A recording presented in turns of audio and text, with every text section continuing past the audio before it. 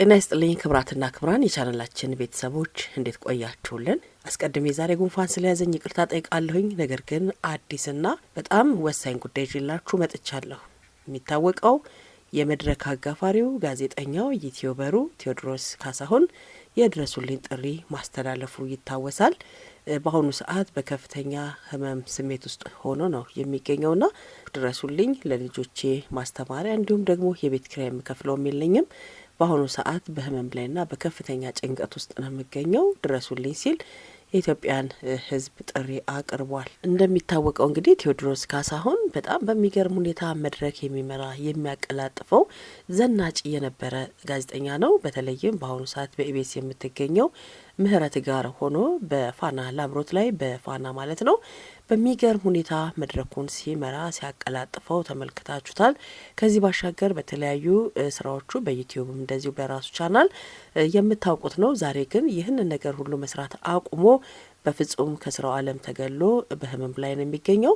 በዚህ ሰዓት እንግዲህ ብዙ ለፋው ደከምኩኝ፣ ህመሜን ማስታገስ አልቻልኩም፣ ስራ እጀምራለሁ እተዋለሁ፣ እጀምራለሁ እተዋለሁኝ፣ አሁን ግን ብሶብኛልና በጭንቀት ውስጥ ነው የሚገኘው፣ ባካችሁ እርዱኝ ሲል መልእክቱን አስተላልፏል። በተለያዩ የቴሌቪዥን ቻናሎች ላይ የራሱን ስራዎች እየሰራ የቆየው ቴዎድሮስ ካሳሁን ብዙ ስራዎችን ለመስራት ሞክሬያለሁኝ፣ አሁን ግን አልቻልኩምና እባካችሁ እርዱኝ፣ ጥሩ ሁኔታ ላይ አይደለሁኝም ሲል ነው መልእክቱን ያስተላለፈው።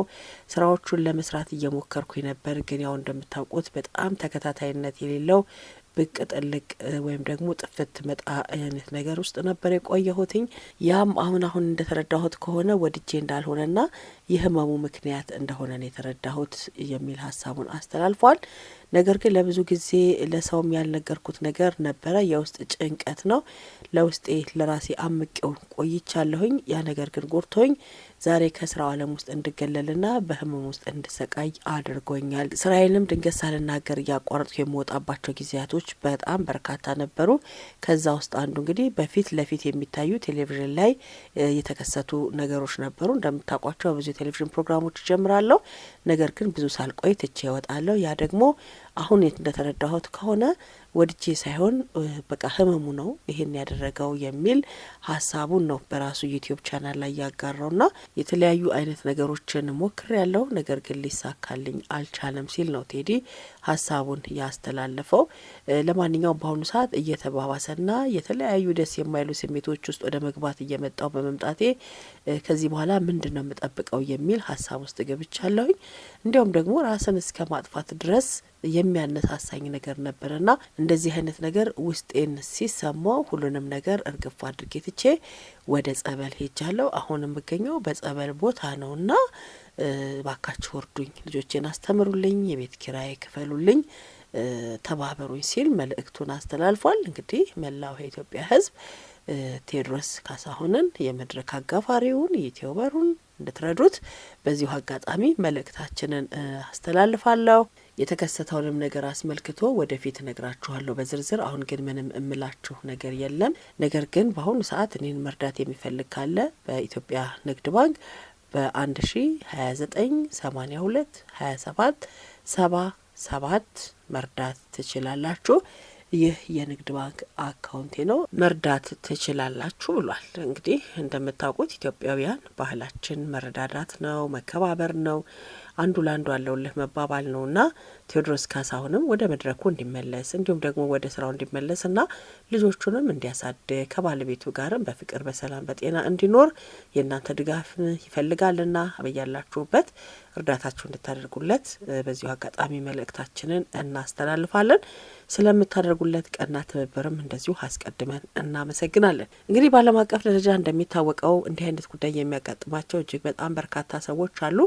በውስጣዊም እንዲሁም ደግሞ በውጫዊ ችግር ምክንያት የሚከሰቱ የጤና እክሎች አሉ። በስራ ላይ ጫና የሚፈጥሩ ራስን እስከ ማጥፋት ሊያደርሱ የሚችሉ በርካታ ክስተቶች አሉ። ለምሳሌ ሎይድ ሃንተን ስናነሳ በጣም በሚያስገርም ሁኔታ በአጋጣሚ የጆሮ እክል አጋጠመው።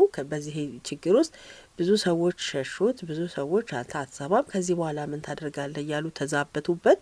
ነገር ግን የሙዚቃ ስራዎችን በመፍጠር በታሪክ ውስጥ የሚታወቁ የሙዚቃ ሞዴሎችን ፈጠረ። ለምሳሌ ሲምፎኒ ነምበር 9ን በመናነሳበት ጊዜ በጣም በሚገርም ሁኔታ ዓለም አቀፍ አድናቆትን በማግኘት ትልቅ ስራ የሰራ ነውና ሰዎች ወድቀው ብቻ አይቀሩም፣ መነሳትም አለ። መነሳት ብቻ አይደለም ደግሞ ስኬትን የሚጎናጸፉበት እድልን በርካታ ነውና አሁንም ቢሆን ቴዎድሮስ ካሳሁን በወደቀበት እንዳይቀር አዝኖ እንዳይቀር እኛ ከፍ አድርገን ማንሳትና እንዲሁም ደግሞ ወደ ስራዎቹ ተመልሰው ተጽዕኖ ፈጣሪ ሰው መሆን እንዲችል ማድረግ የምንችልበት እድል አለን ለማለት ያክል ነው። አይዛክ ኒውተንን በምናነሳበት ጊዜ በ1665 ዓመተ ምህረት የተከሰተው የታላቁ የበሽታ ጊዜ የሚባለው ማለት ነው ዩኒቨርሲቲውን ለብዙ ጊዜ ሳይገባ እንዲኖር አደረገው። በዚህ ጊዜ የስበት ህግ፣ የካልኩለስ መሰረትና የብርሃን ጥናትን እንዲፈጥር ሆኗል። ስለዚህ ይሄውንም ቢሆን ሰዎች ቢታመሙም ቢያጡም ወድቀው እንደማይቀሩና ተነስተው ከፍ ማለት እንደሚችሉ ዓለም አቀፍ ተጽዕኖ ፈጣሪ መሆን እንደሚችሉ የሚያሳየን ነው ማለት ነው። ሌላው ቪክተር ፍራንክልን ብንመለከት በናዚ ግርማዊ ግድያ ካምፖች ታስሮ እጅጉን ሲሰቃይ የነበረ ነው። ነገር ግን ከሞት በህይወት ትርጉም አገኘ።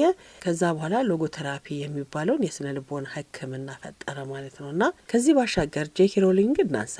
ይህች እንስት አንድ ጊዜ በጣም ደሃ ነበረች፣ በድህነት ውስጥ የምትሰቃይ በነጠላ እናት ውስጥ የምትኖር ነች። ነገር ግን የሃሪ ፖተርን መጽሐፍ ጻፈች።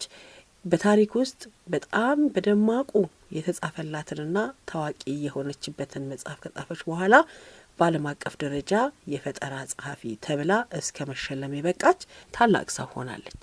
እነዚህ ሰዎች እንግዲህ በባህላቸው ውስጥ እንዲሁም ደግሞ በማንነታቸው ውስጥ የተለያዩ ችግሮችን ቢጋፈጡም በመታገልና በጽናት አስደናቂ ለውጦችን አምጥተዋል። ታሪካቸው ለእያንዳንዳችን መማር አስፈላጊ ሆኖ ተመዝግቦ ይገኛል።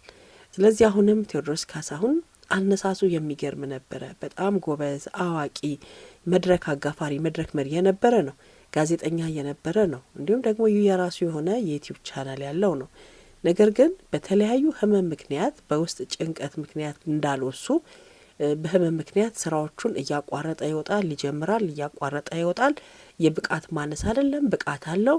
ነገር ግን ስራ በሚጀምርበት ጊዜ በሚያጋጥመው ህመም ስራውን እንዲያቋርጥና እየተወ እንዲወጣ ሆኗል። በአሁኑ ሰዓት እንግዲህ በጸበል ነው የሚገኘው። በጸበል ውስጥም መፍትሄ አግኝቻለሁ። በቅርቡ ተሽሎኝ ያለውን ነገር በዝርዝርና በጥልቀት የምነግራችሁ ይሆናል። ለአሁን ግን የምነግራችሁ ነገር ቢኖር እርዱኝ ነው። ልጆቼን አስተምሩልኝ፣ ቤት ኪራይ ከፈሉልኝ ነው የምላችሁ ብሎ ሀሳቡን አስተላልፏል።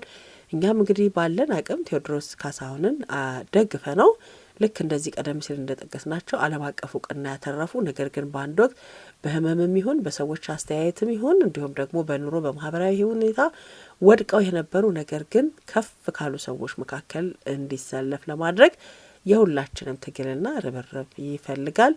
በያላችሁበት ሰላማችሁ ይብዛላችሁ። መልካም ጊዜ